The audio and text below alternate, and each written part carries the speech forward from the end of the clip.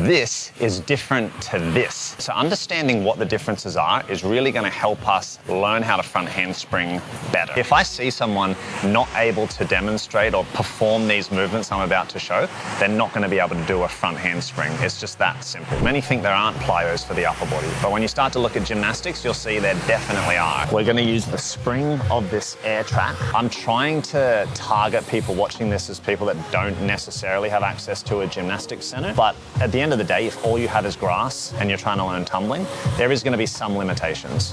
I'm going to have my shoulders set down away from my ears. I'm trying to push nice and tall with the elbow locked. I'm going to dig my palm into the air track, pushing weight into the air track, and I'm trying to get spring back. And the goal for me is to be able to go up to my feet, approach this with aggression, and you should start to find your stride. From here, we are really just taking this concept and applying it to more and more intense and demanding movements. Hold that front support and bounce that whole body down the air track.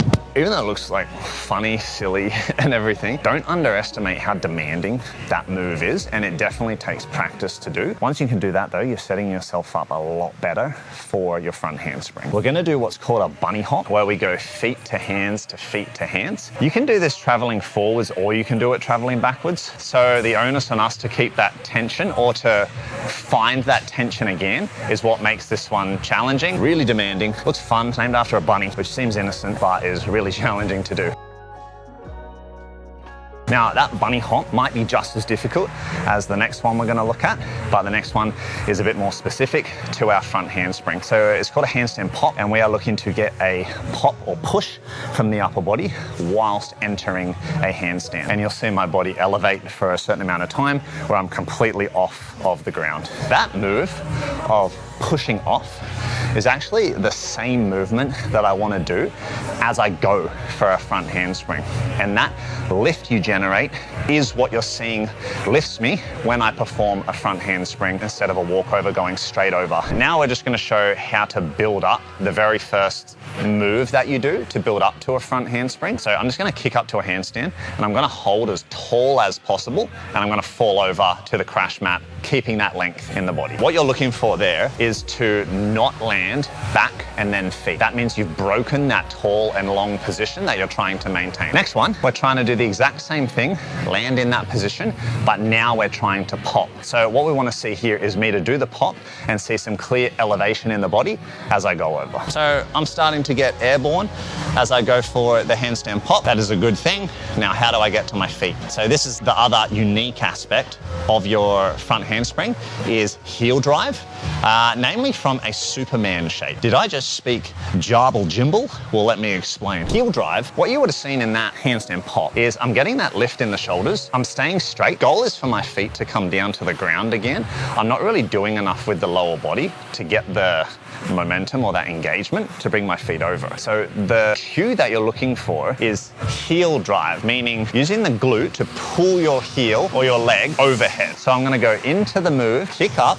Instead of just hitting a nice tall handstand, I'm actually trying to throw my heels overhead through glute tension. We actually want the heels to drive up and over, not just thrown overhead. That'll actually complement the lift that our shoulders are going to give us. So the heels landed first. Really, to finish the move is about staying long and tall the whole time. We'll replay my good front handspring again. Initially, you might not be confident to hold that position, but trust me, heel drive and lift, holding the position with confidence, with speed, and the front handspring will be there for you. Now, a drill you can do to help with the heel drive is a Superman, which is a core movement, but for tumblers is actually a great drill to help with body position for a front layout and a front handspring. The first thing I'm trying to do is I'm trying to be as long as possible. So that's me pushing my shoulders away from my body. It's me trying to reach my feet as far away as possible. I'm looking to now lift up as high as I can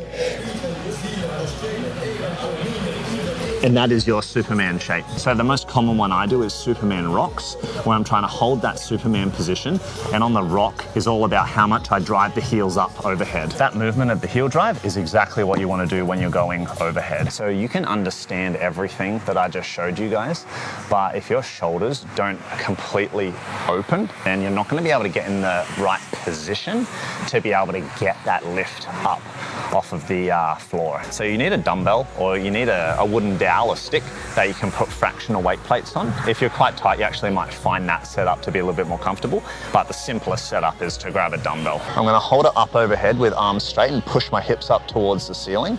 Now from here, as I lower the weight behind me, in addition, I'm gonna drop my hips down, and I'm pushing tall with my shoulders, letting the weight take my arms down as I push my hips down towards the floor, and then at the same time, I push the hips up and I pull the weight back up overhead, just above my head. Don't need to go down. You might find it most valuable to do, say, 5 repetitions with a certain amount of hold time before you pull back up. Anywhere from 5 to 10 seconds can be a good time for that. Now you've got all these tools, you should definitely be able to front handspring if life was absolutely perfect. With all this information, everyone is likely going to run into their own little hurdles, whether it be through mobility, whether it be through the upper body strength with those plyo efforts for the upper body, or just the coordination of putting all those things together. Do your best, ask any questions down in the comments, and I'll see you for the next video.